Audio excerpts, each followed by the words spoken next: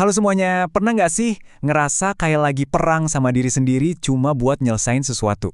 Kayak ada satu bagian diri kamu yang pengen produktif, tapi bagian lainnya tuh maunya cuma santai-santai nonton series aja. Nah, kali ini kita bakal bongkar sains di balik pertarungan batin itu. Oke, coba kita bahas lebih dalam.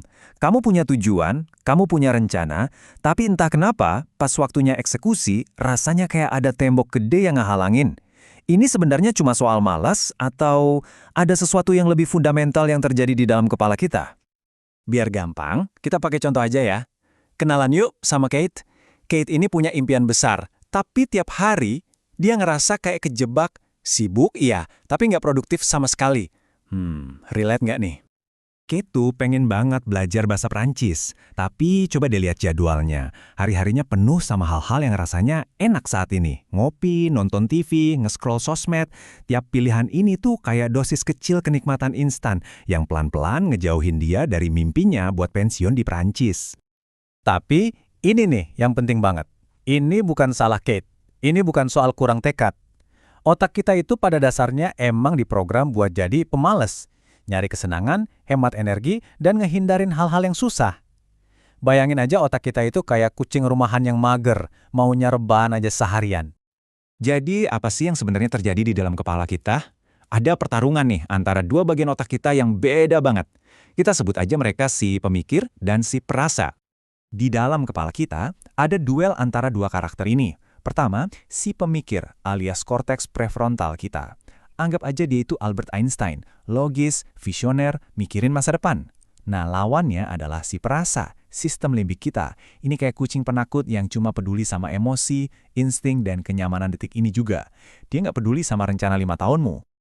Terus, si perasa ini dapat tenaganya dari mana? Jawabannya, dopamin. Setiap kali kita ngelakuin sesuatu yang enak, makan donat, cek notifikasi, otak kita ngeluarin zat kimia ini. Sistem limbik kita jadi kecanduan, dan inilah yang bikin kita pengen terus-terusan nyari gangguan jangka pendek. Makanya tiap kali kita coba buat disiplin, sebenarnya kita tuh lagi ngelawan dorongan biologis ini. Si pemikir bilang, ayo ini bagus buat masa depan. Tapi si perasa teriak, gue mau dopamin sekarang. Dan ya, kita tahu kan, seringnya yang teriaknya paling kenceng yang menang. Oke, jadi gimana caranya biar si pemikir ini bisa menang? Strategi pertama adalah dengan ngubah cara pandang kita.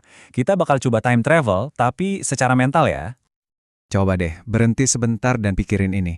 Kita tuh sering banget kejebak sama apa yang kita mau sekarang. Padahal, setiap tindakan kita hari ini lagi ngebangun kenyataan buat diri kita di masa depan. Jadi, sebenarnya kamu lagi ngebantu atau malah nyabotase diri kamu sendiri di masa depan? Nah, ada nih alat keren buat ngebangunin si pemikir kamu. Pas lagi dihadapin godaan, paksa diri kamu buat mikir dalam 3 rentang waktu ini. Kesenangan 10 menit sekarang, seringnya jadi penyesalan 10 jam atau 10 hari kemudian. Alat ini maksa kita buat pakai perspektif jangka panjang. Oke, strategi kedua nih.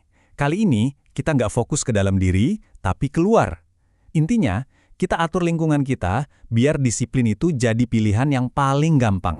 Gini idenya, daripada capek-capek ngelawan godaan terus-terusan, gimana kalau kita ilangin aja godaannya dari awal?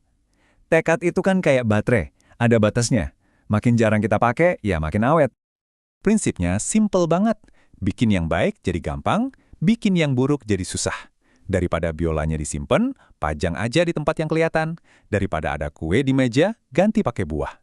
Tiap perubahan kecil ini ngurangin energi yang dibutuhin buat ngelakuin hal yang benar.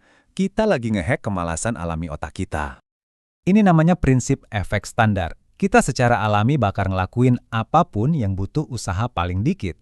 Dengan ngatur lingkungan kita secara sadar, kita bisa manfaatin kemalasan bawaan ini buat keuntungan kita, bukan kerugian. Oke, sekarang kita masuk ke bagian terakhir, dan ini yang paling dalam nih. Ini bukan lagi soal trik dan tips, tapi soal inti dari disiplin itu sendiri. Sebuah perubahan mindset yang fundamental.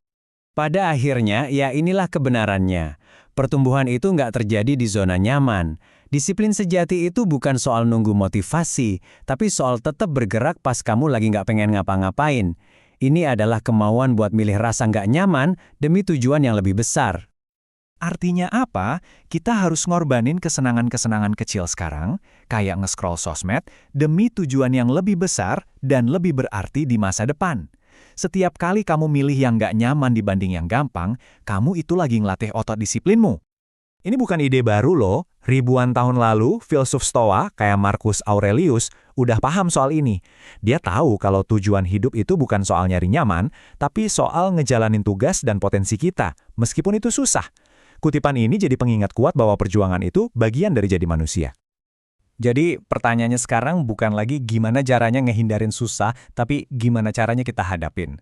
Satu tindakan gak nyaman hari ini adalah investasi buat kesuksesanmu besok. Jadi, apa satu tindakanmu hari ini?